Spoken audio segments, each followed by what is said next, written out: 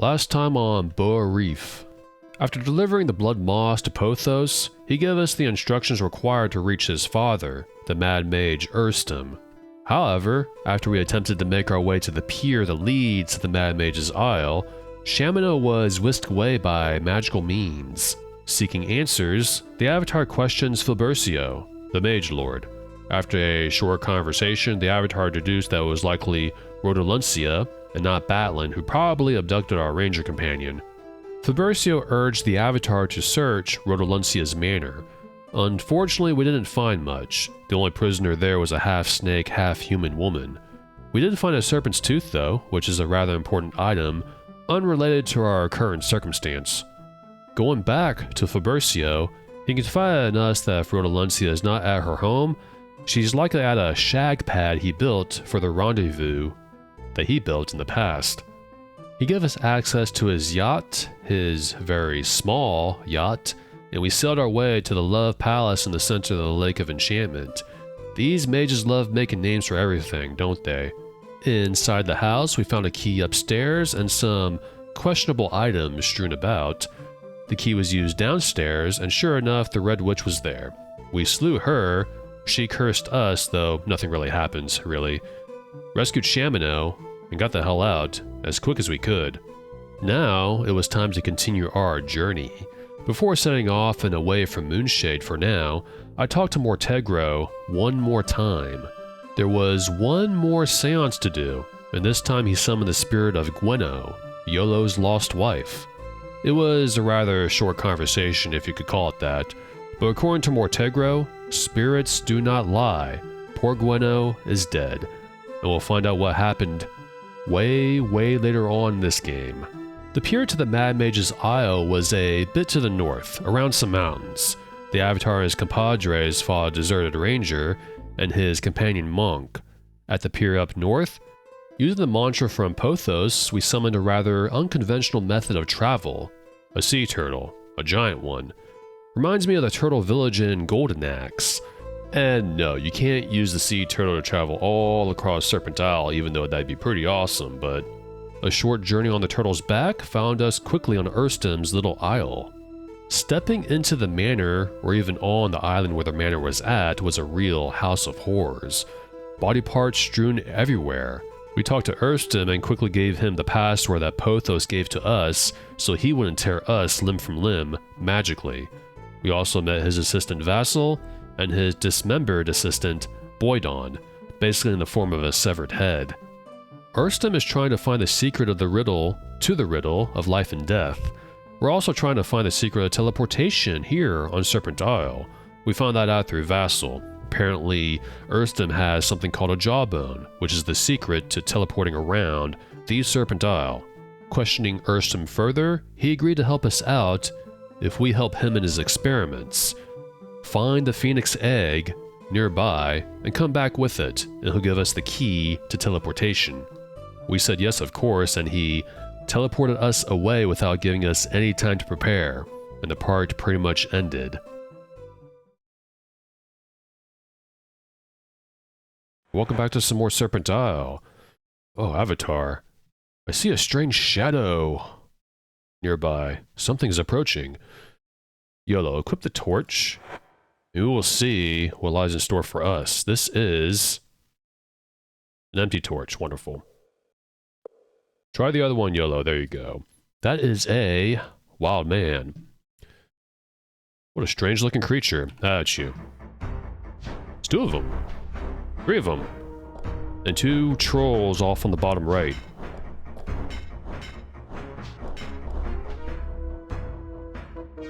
Come on, take out that one, guys. There we go.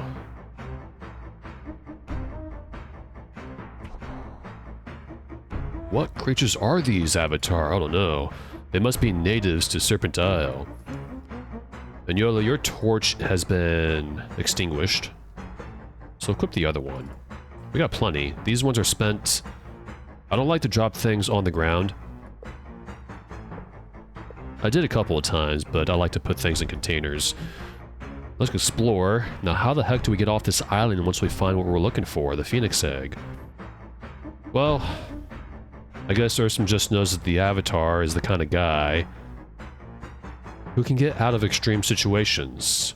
Well, this isn't extreme, but it is a situation. And that's 2 leechers. Let's have at them.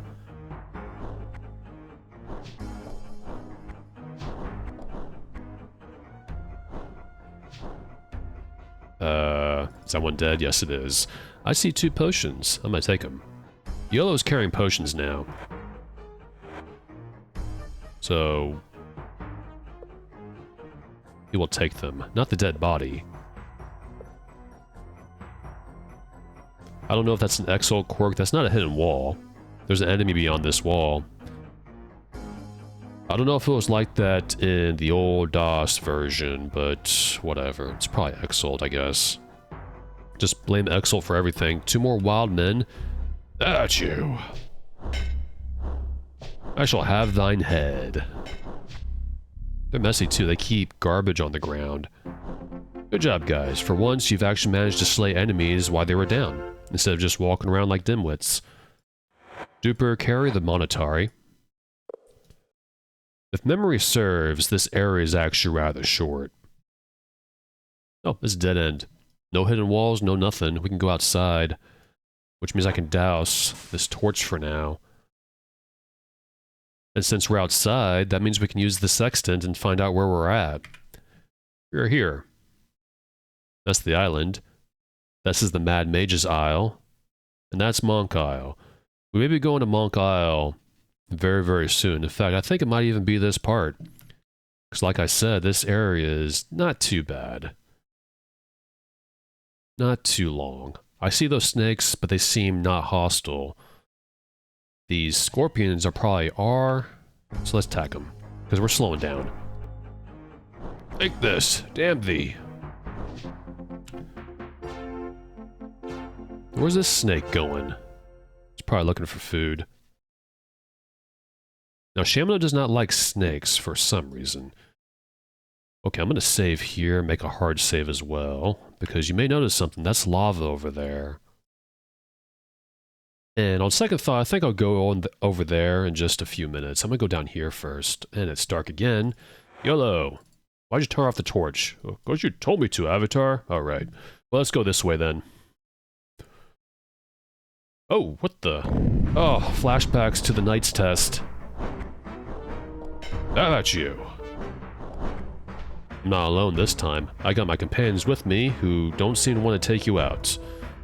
Well, guess I'll do it myself.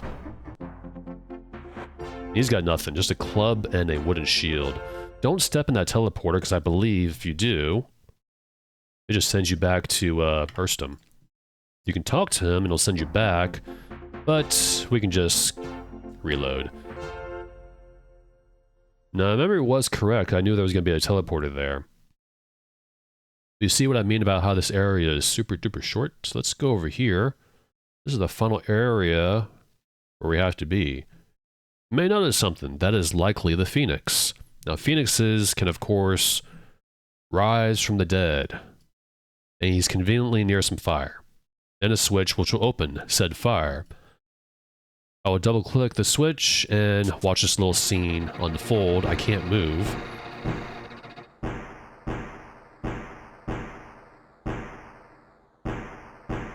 Can the fire hurry it up, please?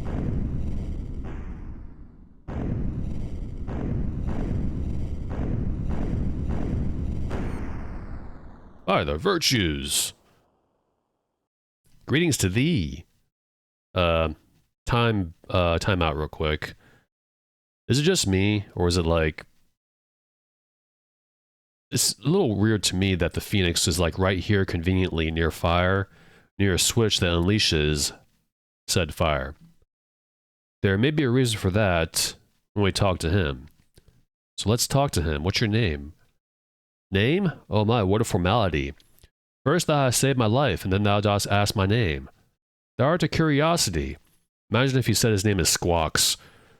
No one hath asked me my real name in several hundred years. I have always been simply called, or called simply, Phoenix. What is your real name? It is a sound thou wouldst find most unpronounceable. My name is a word in the language of my kind that roughly translates as skyrise. It is a popular name among my kind. But enough of that. I wish to thank thee for thy deed. I will choose that in a little bit. Skyrise. I was named after a famous phoenix queen. She was so beautiful that a dragon came to court her. Wow. Canst thou imagine? After many rejections, she at last agreed to go away with him. And then she flew away with the dragon into the sky. Phoenix. Thou hast never met such a creature before? If thou hast wish it, I shall tell thee my tale. You know, the Avatar hasn't. He's met a lot of things in all his adventures, but never a phoenix, I don't believe. What is your tale? The phoenix are creatures of fate. We are naturally drawn to places where the balance between order and chaos hath been upset. Fate. Fate is a force that is eternal. This is why those of my kind can never truly die. Although we may lose our lives when we are born, we are reborn from the ashes of our own funeral pyres. Pyres. The flames of the pyres are a rebirth. They represent change. If the balance between order and chaos is misaligned, 'tis thee who must change it. I wish thee luck in all thine endeavors. Balance. As the course of destiny calls us to many places and many worlds throughout the universe, mine ancestors grew wings to travel far. I flew between the Serpent pillars to reach this place. I suspect that is how thou didst come here thyself. Your suspicions are correct. Skyrise. Eternal. Now that there is a living phoenix in this world, the balance between order and chaos can be restored. A happy thought, no? And you want to choose this last because this is actually my second time talking to the phoenix. I had to do a little cut to this point. Because if you choose this, you miss out on the other dialogue options. That's a little pet peeve of mine when it comes to role-playing games. As a token of my appreciation, I should give thee the most valuable possession I could bestow upon thee. That's cool how he came to us, or she came to us. It is a phoenix egg. It is obviously quite rare, and it possesses magical qualities that go beyond explanation. That is the greatest gift that I can give to thee. Use it wisely. Maybe giving it to someone called the Mad Mage isn't very wise, but we have no choice here. Domain. Dost thou wish to spend more time in my domain? We could say yes, and you may want to if you missed areas. But we're going to say no. Why? Because we explored pretty much everywhere. There's not much to this island. I don't believe there's any secrets here. At least I hope not, because if you leave this island, you will not be able to come back. I will say no. If thou dost wish to leave, thou canst return to the place from whence thou camest through a mystical means of unknown origin. The means lies beyond my lair. Okay, bye. I wish thee good fortune, and once again I thank thee for restoring me. Goodbye. Click on the phoenix, and it says phoenix. Now we got the egg, and it looks like this, right there. Fiery egg. Alright, comrades. We got the egg. We got what we came for. Let's try to find a way back to Urstum. Well, it's pretty quick. It was Avatar. It was. Or rather, it was YOLO. It was. I don't know why I said Avatar. We're back. A teleport that conveniently leads us back to Urstum. Wonderful. Alright, Mr. Mad Mage. I got your thingy. He's like, why hast thou returned? Because I got the egg, man. I got your dumb egg. Phoenix egg. Does thou have my phoenix egg? Already he claims it as his, even though we got it. Yes, I do. Now I have what I need to create life. Thou canst help me complete mine experiments. We shall begin immediately. Thou canst begin by gathering all the various body parts scattered throughout the manor. That includes a torso, arms, legs, and, oh, yes. Make extra certain that thou dost not forget the head. Place them within the hopper, on top of the life creation machine in the center of my laboratory. Once thou hast finished that, we shall speak again. Quickly, put the egg into the machine. Into the machine. Alright, well, let's get to work then. So, the body parts that you want are ones that don't move, I believe. But he wants us to put the egg into the machine, so I will do that. Like, oh, you gotta stand on top of the thingamajig. On top of the stairs leading to the machine, I believe. Okay, that's in. And, uh-oh. Oh boy. I'm stuck, guys. Which means I gotta reload. And do this again. Be very, very careful. Oh, this game. So old. But yeah, these you need. The head last. I think you need the arms and legs that don't move. Be easier if I just put all these in my back. All this in my backpack. Right there. I don't know why my backpack closed like that.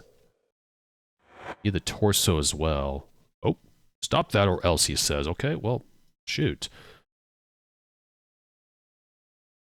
Over here, and over here. I guess he doesn't like if I put it in that backpack. And by him, I mean Erstum. He's told us to put all the stuff in the hopper. Yep. Leg number 1. Leg number 2. The torso in there. The forearm. The other arm.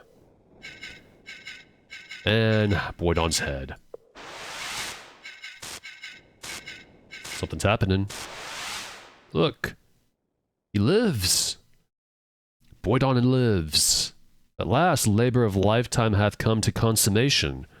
I think Boydon hath been created rather well. Thou hast done an excellent job in assisting me in his creation. For thine excellent work I shall reward thee. Here is the key to my storeroom. There thou wilt find the secret of teleportation. It is an old serpent jawbone. Also, please take this serpent tooth as a token of mine appreciation. Once thou hast found the jawbone, return to me, for I have something else to give thee as well. See thee soon. I shall return.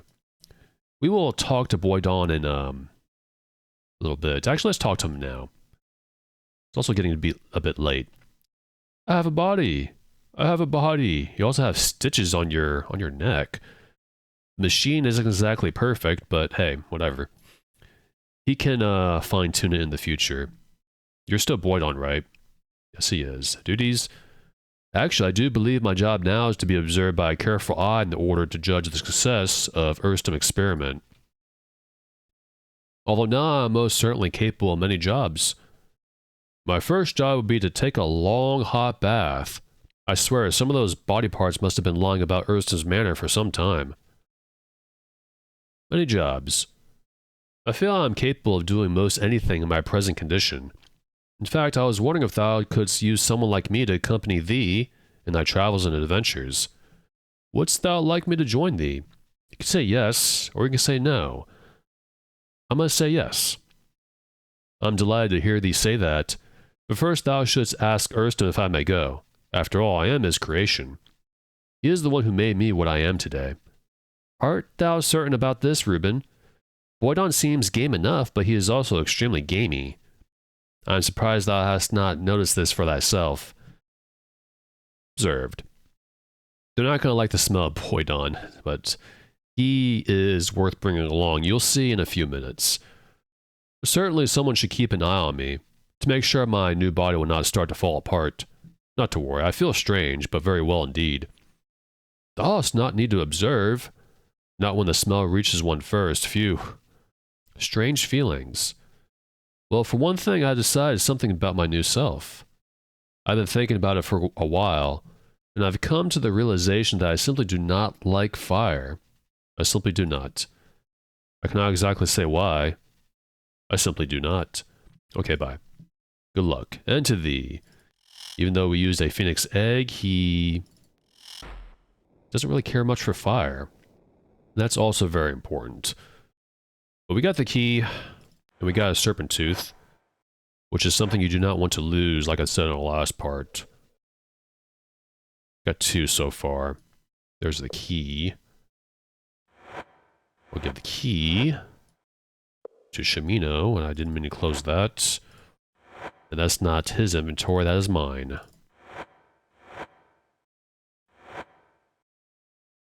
There we go. Is there anything else we can take in here? Definitely not going to take those. Potions. Shears. We'll just take the jawbone. Now this thing is a really important piece of equipment. And my backpack disappeared. Tired of it doing that. I'll put it in here, actually. Right up next to Cantra's wooden sword. Double click on that. Brings up a bunch of slots to put your teeth in. These teeth do something. I like how when you put the teeth on here, it reflects on the little model here. Pretty cool. We got that. You can also press J to open the jawbone, instead of double-clicking on the jawbone. Whether it was like that in the original DOS version or it's an Excel thing, I cannot remember. You'll understand if my memory of the original DOS game is very, very blurry, considering the last time I played it was when I was literally like 10-something years old. 10 to 12. For a long period of time, I was not able to play that game through DOS because operating systems were moving past, they're moving past DOS. Windows 95, for example, lets you restart into DOS from its, you know, usual Windows user interface of the time. But Erstam said he wanted to talk to us. Fast was probably wondering, why'd you close the door? Open it up right now. Alright. I have the jawbone. Yes, I see that thou hast found thy way into my storeroom and back. Here is a serpent's tooth. This will allow thee to travel back from whence thou didst come. As to the method of how it works, thou hast proven thyself intelligent. Discern it for thyself. Here is a tooth that will enable thee to travel to another place. About that blue egg. Oh. For some reason I thought... I wanted to make sure he had... I thought he was going to have another dialogue option after we checked the telescope in the last part. By the way, may Boydon join? Certainly he may. It would serve my creation well to see the world. Good journey to thee, but take care. My creation may be very durable and powerful, but if his new body should be destroyed, there is no force in the universe that can remake him. He's not lying about that. If Boydon dies, he is gone for good. You can't use the Hourglass of Fate on him. Bye. On thy way. Okay, Boydon. It'd probably help if I clicked on him first and say join. That is wonderful news. Lead on. Far be it from me to question thy judgment, Avatar, but are thy senses so dulled that thou dost not notice the potent aroma emanating from this fellow? Shamino, are you the Avatar? No. Then I bid thee shut thy trap and fall in line. Bye. Boydon is in. I do things for a reason. Maybe my whole intention is to annoy all of Serpent Isle with Boydon's stench because I don't like it here or something like that. Most especially Moonshade. But, on a serious note, Boydon is a very, very handy character. Have you noticed that he looks rather tall and muscular? Open up his stats page, and look how much strength he has. He's got maxed out strength. He's level 1, but he does have rather poor dexterity and combat. You know, that's fine, because we can train him in the use of weapons. But for now, he will be a great pack mule, because he comes with a backpack, which is very, very handy. And that's why I was carrying all that leather armor, which we don't need. What am I doing? We don't need the legs. He's wearing leggings. Wasn't paying attention. Helmet. Oh. Shamino, wear that. Put this on your quiver, which you can't seem to do. It only works, I think, if you're carrying a magical bow. Leather gloves, and there you go. And that's why I was carrying a halberd. We'll give him the halberd. The halberd does a lot of damage. I believe 11 or 12. For reference, I think the two-handed sword does 8 points. So the halberd's going to be very handy for good old Boydon. Yeah, look at that. 60 stones of weight he can carry. So that means Shamino, or Duper, he'll be the money guy. Because money weighs quite a bit. I'm also going to give him all this too. Golden stuff. Make sure I didn't leave anything in here. Yep, it's all gold. There's black pearl here. A little bit of reagents is good. I'll grab the reagents. Look, he's already full up. Wonderful. Leather armor is fine for him for now. I could give him chain, because Shamino and Yolo are, you know, they're ranged characters. You know, I'll do that. And I forgot to turn this off. My goodness. What am I doing? I'm always doing that. Alright. I'm not going to skip ahead, because I'm a little lazy, I guess. Let's go ahead and take these off. And we'll give these to Mr. Boydon.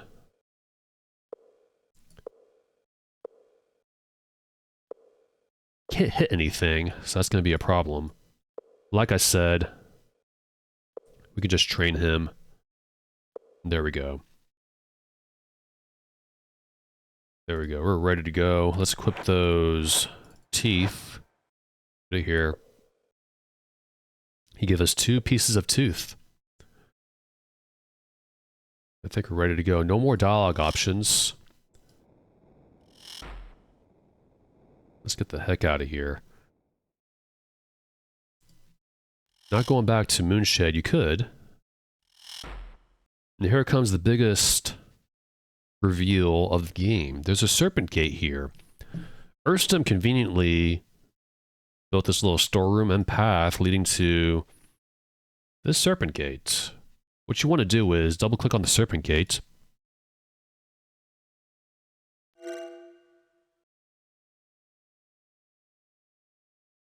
And we're in a new area.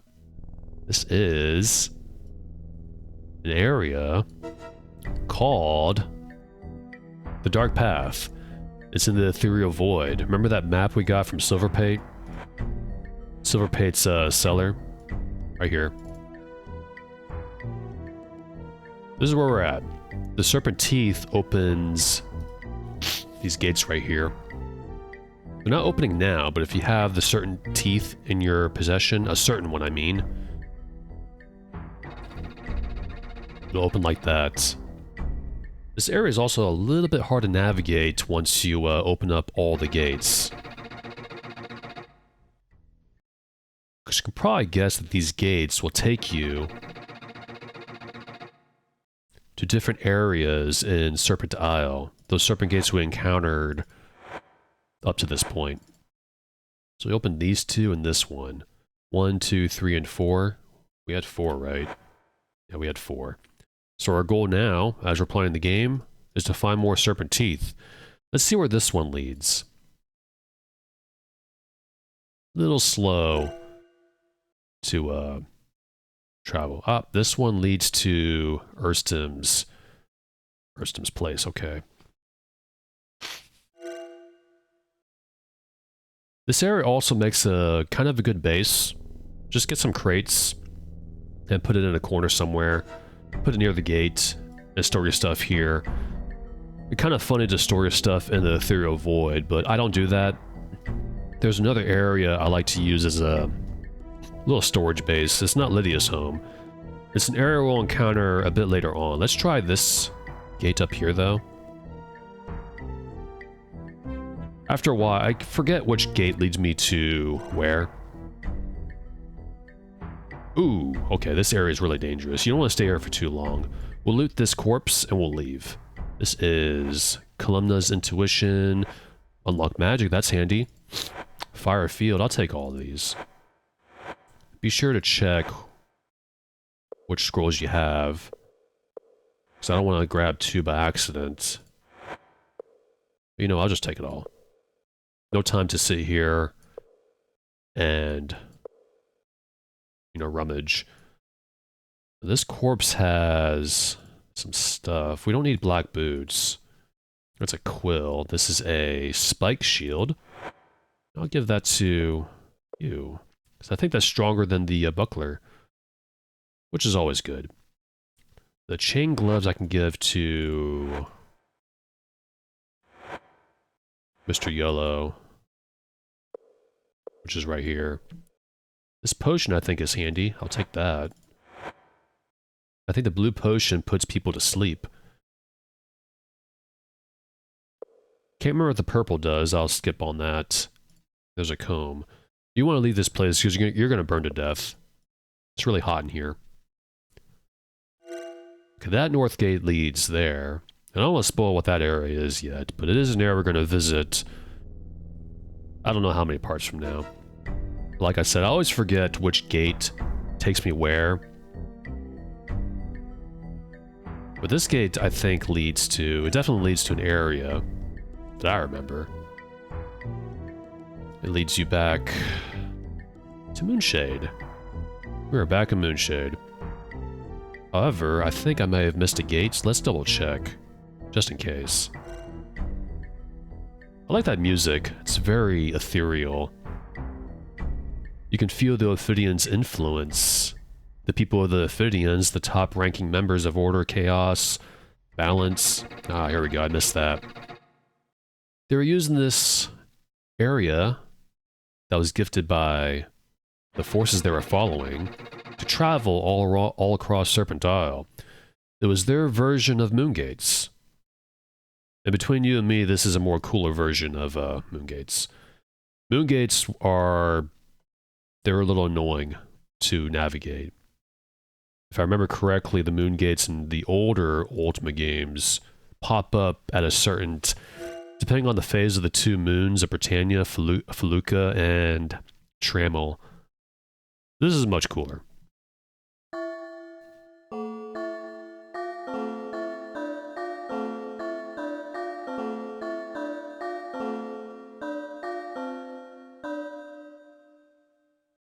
Ask not who the bell tolls. It tolls for thee. You could probably guess where we're at. We're not going to go north yet. For whom the bell tolls, it tolls for thee. Let's go south. And see where we're at. I know it's dark. I'm not going to worry about the torches right now. Because this area is rather well lit. This is also what looks like a little bit of a crypt. That we'll ignore. Up. It's rats. At you. They've been halved at. Did Voidon get any experience? No. No. But he's kind of like the spark of Serpent Isle. Very, very handy character. I used to not really bring him along. Because I like just bringing along Shamino, Duper, Yellow. Like, I mean, you don't have a choice, really. That's a monk, though. Let's talk to him. You can't talk to him. This is Monk Isle. You don't want to take anything from here. You can. I almost forgot. We got 2 bedrolls, don't we? I think Dupre has one. Yes, you do. That was for Voidon. Here we go. This is Monk Isle. It's also 8 p.m. I should probably go to sleep soon. In fact, that's a good idea. Let's just... You don't mind if I sleep here in the basement, do you? Oh, no. Help yourself. Let's do that. Let's go to sleep. About 12 hours all to do it. We got plenty of food.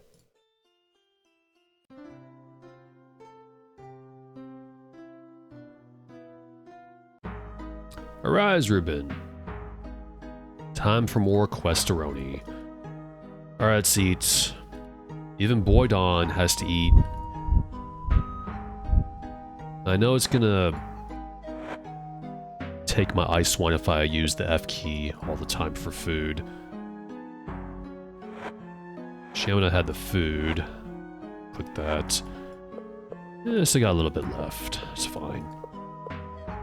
It'd be much easier to come across food later on. You'll see why.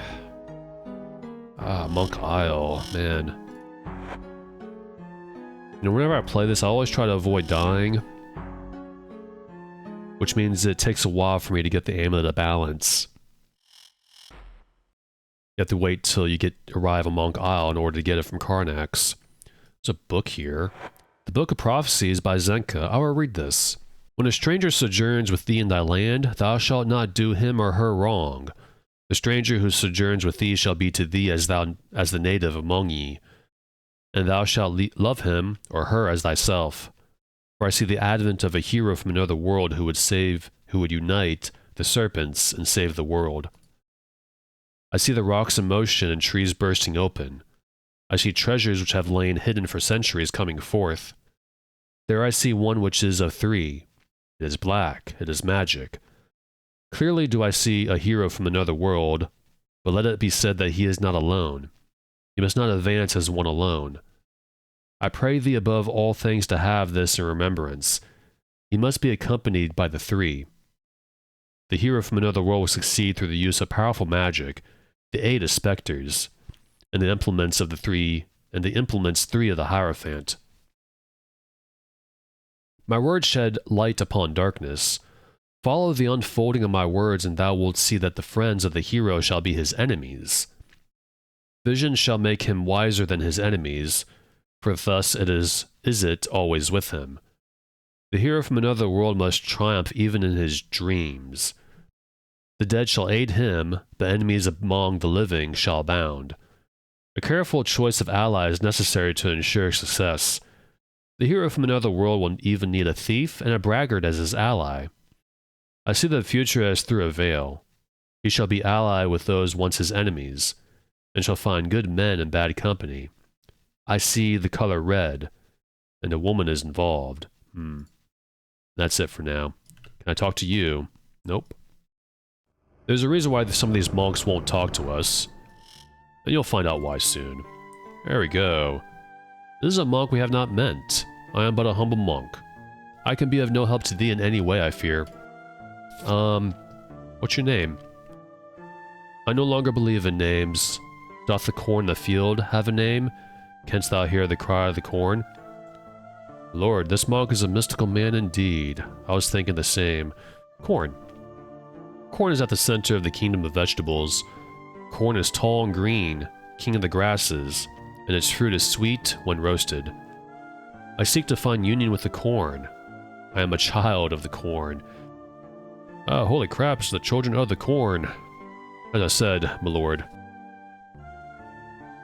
These are just the monks of the corn. They're more nicer. And beliefs. There are unseen energies which permeate the worlds. A monk within the order of Zenka seeks to attune himself with these ethereal vapors. In mine own case, I being but the least of these, my brethren, I can draw upon the power of the void to foster the growth of plants. Zenka was the greatest of us all. Zenka. It was she who mastered the energies of the void, until at last she was no longer of this world. Zenka is our exemplar. We all would harness the powers as she did. I am unable to speak further. I'm incapable of expressing all that Zenka is and was. Thou shouldst speak to monk Draxta, if thou desirest to perceive the mystery of Zenka. We will do that, by the way. We're here to acquire fresh mandrake root. Do you know where I can find some? Thou art not the first to come to this isle in search of the mandrakes, for the plant is the source of powerful magic. There is supply of roots in mine hut, if thou needst any. Please take all that thou needest, for mandrakes grow only in the swamps and are exceedingly rare elsewhere. Rare, you say? Mandrakes grow only in certain swamps, of which there is one on this isle. Due to the dangers of the magical storms, the ships no longer come. Only thou, the stranger from another world, canst visit us now.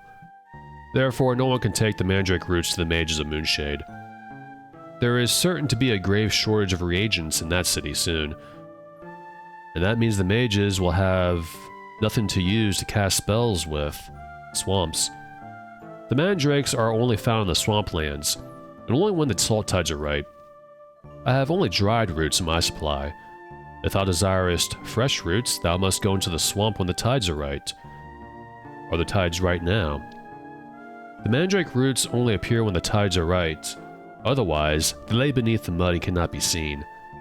Now is not the time, but the tides will soon be in.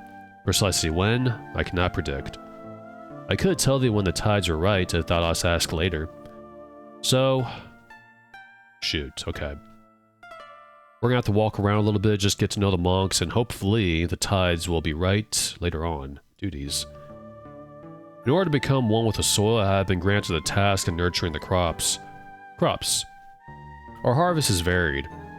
There are ockery berries in the spring, corn in the summer, and walnuts in the fall. We also nurture many root crops and make flour from their tubers, but the crops have not been healthy, not since the strange storms afflicted the island. Thou mayest partake of any of the fruits and vegetables on this island, so long as thou dost not indulge in gluttony. Okay, bye. And you know what, as a kid, he's right, you can go to the, like, fruit trees and stuff and just harvest. I took all of them as a kid. I was really greedy as a kid. We'll take a little bit. I'm gonna read some of these scrolls, though. I believe there's one scroll in here that's very, very interesting. However, I cannot remember in which location it's at. I'll start with this one. Horticultural Notes, The Mandrake Root by Trexon the Gardener. This isn't it, but I'll read it. We are here for mandrake roots, fresh ones. The mandrake root is a short-stemmed plant that hath a fleshy, often forked root, somewhat resembling a man. This tuber, though not particularly pleasant to gaze upon, doth have useful qualities. The root seems to add power to certain spells of the greater circles.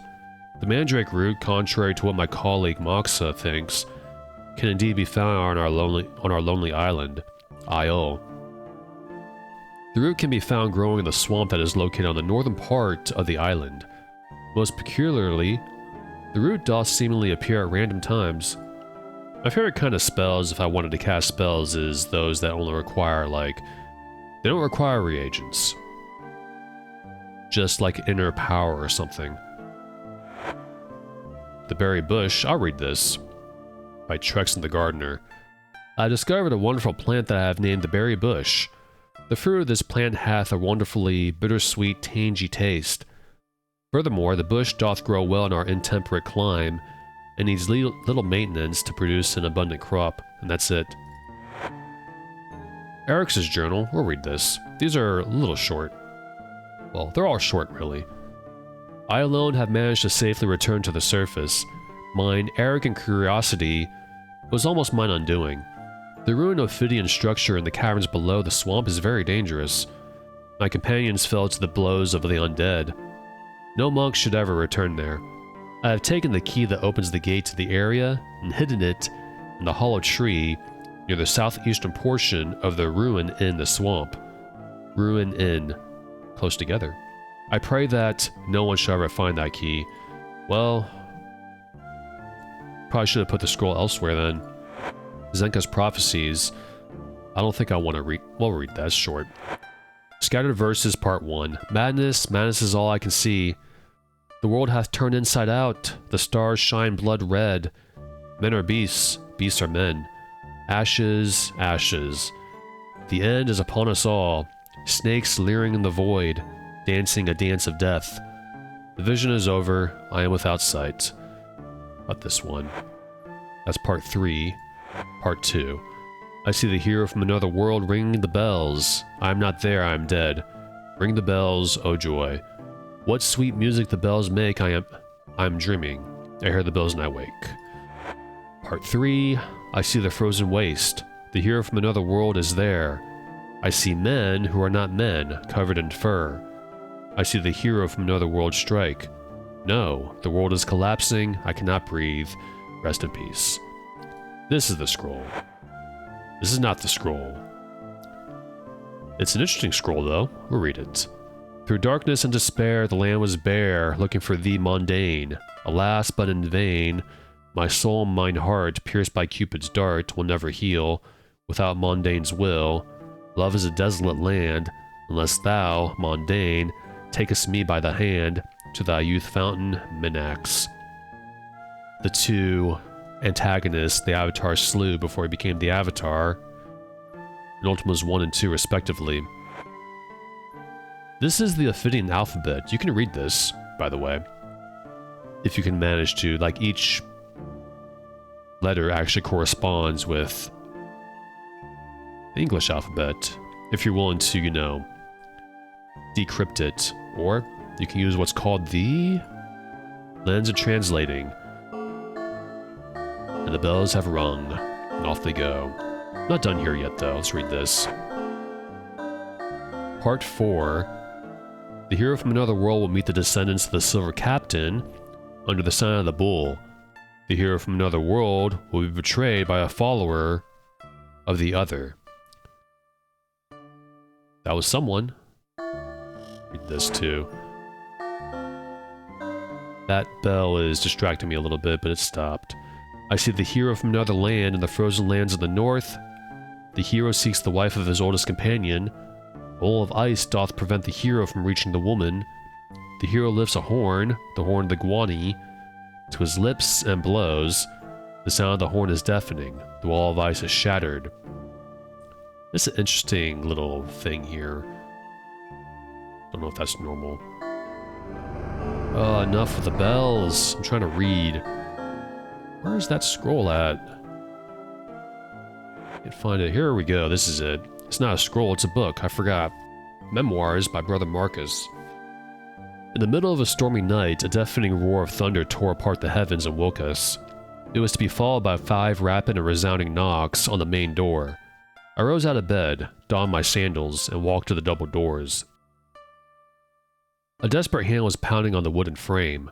Most likely some belated traveler had been caught in the storm, I thought.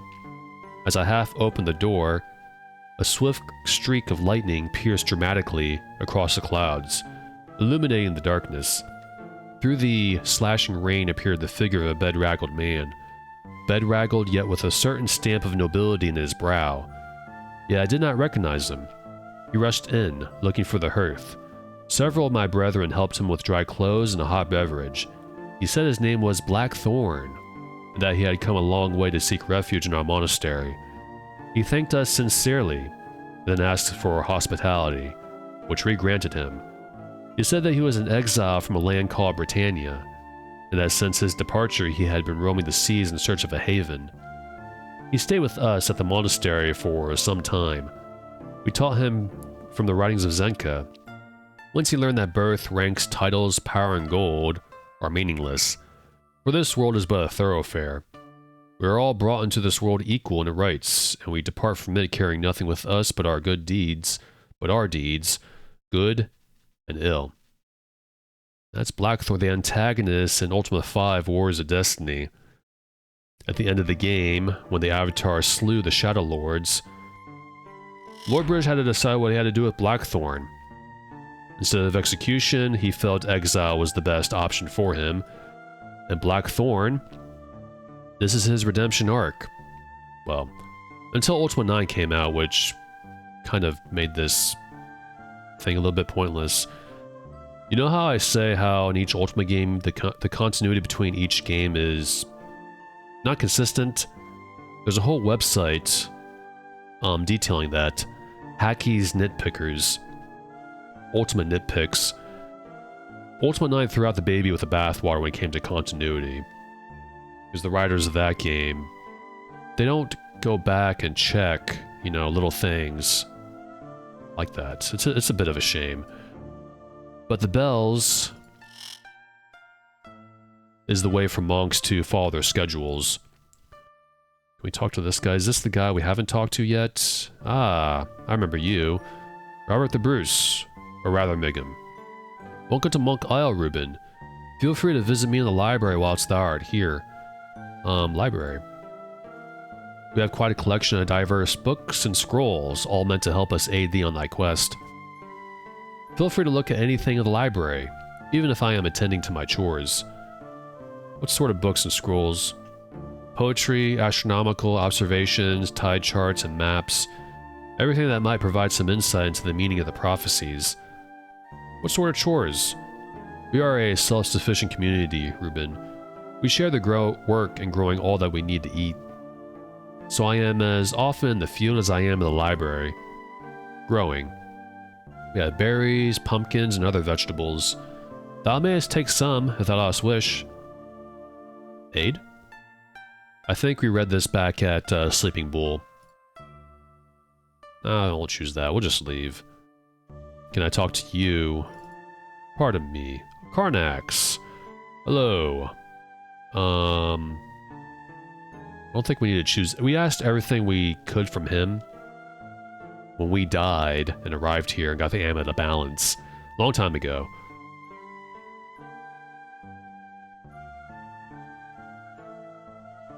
Yeah, I think we already read all this. Let's just skip that.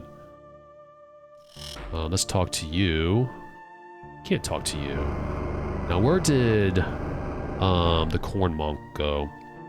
God know if the tides are right now. It's currently almost 9. Oh, here are some berries. You can take some of these, by the way. Oh, I plucked a berry. You can get 3 per bush. And it goes in there. I'll take some. Why not? We need some food. As a kid, I took everything. I took all the berries. I indulged in gluttony. There we go. Well, that's all we need. That's all I'm gonna take. I'm gonna take everything. Flip a whole bag with these. Back then, I didn't really hunt for food. Is this the Corn Monk? It is. Are the tides ready? Now is not the time. Wonderful. Alright, well, let's... Got about 10 minutes left. Let's explore Monk Isle a little bit. Just get to know the lay of the land. We're right here. Now, southeast, the scroll said, is where that key is to the catacombs. There are undead beneath the isle. None of the monks can take care of them, and they know magic. That's funny. And a hollowed out tree. I forget where it is exactly. If I pass by it, I passed by and I didn't even notice. There is nothing in... Oh, this is definitely a... The monks here live very Spartan-like. Very little in the way of decoration. They have everything they need in the monastery. This is my favorite area in the entire game, by the way. It's very, very peaceful. You're away from civilization, and your life is just basically working the crops, tending to your fields, praying. This is that child of the corn's hut. Very, very bare. Where is that hollowed out tree? Is that southeast? This is southeast. Let's go over here. Explore the woods a little bit. Have you noticed that Boydon doesn't wear any shoes? It's funny. He came out of the hopper machine. The fact that he's even wearing clothes is funny. We'll find the tree later. Let's go this way. There are other monks here. 2 more monks, or rather 1 more monk we haven't talked to. Are they working the corn? Oh. 9 o'clock. The bells really ring quite often. I don't know where they're at. Anybody in here? Nope, this is just a storage shed, it looks like. Ah, what you guys doing here? This is a wall of something. Excuse me. Are the salt tides right? Now's not the time. I forget when the time is. That'll be the next part, probably. Karnax. Ah, we haven't met this lady yet. I tremble before the hero from another world. Thou art even as Zenka said. What's your name? My name is insignificant, O Great One.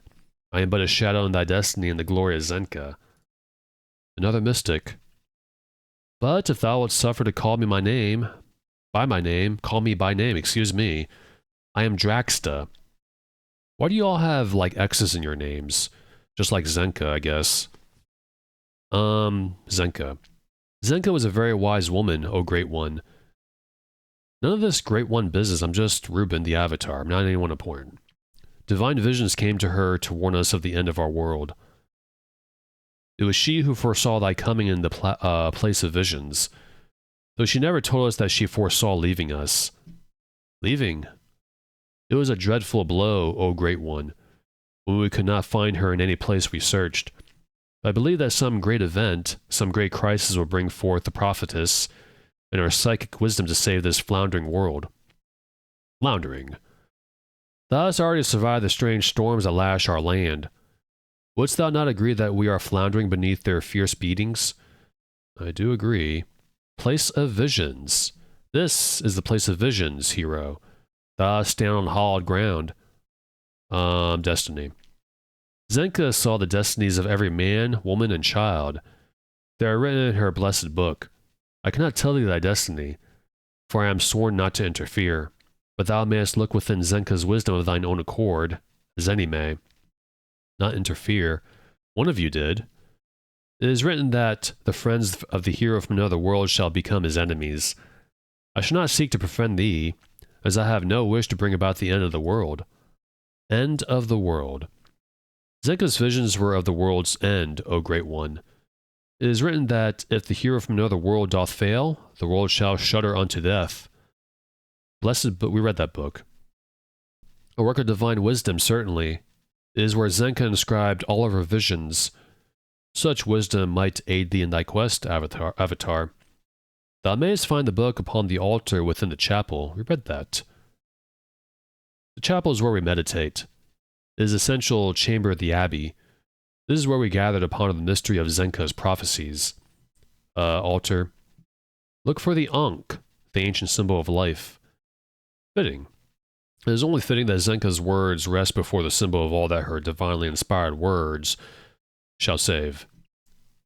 I'll choose this in a minute. Hero from another world.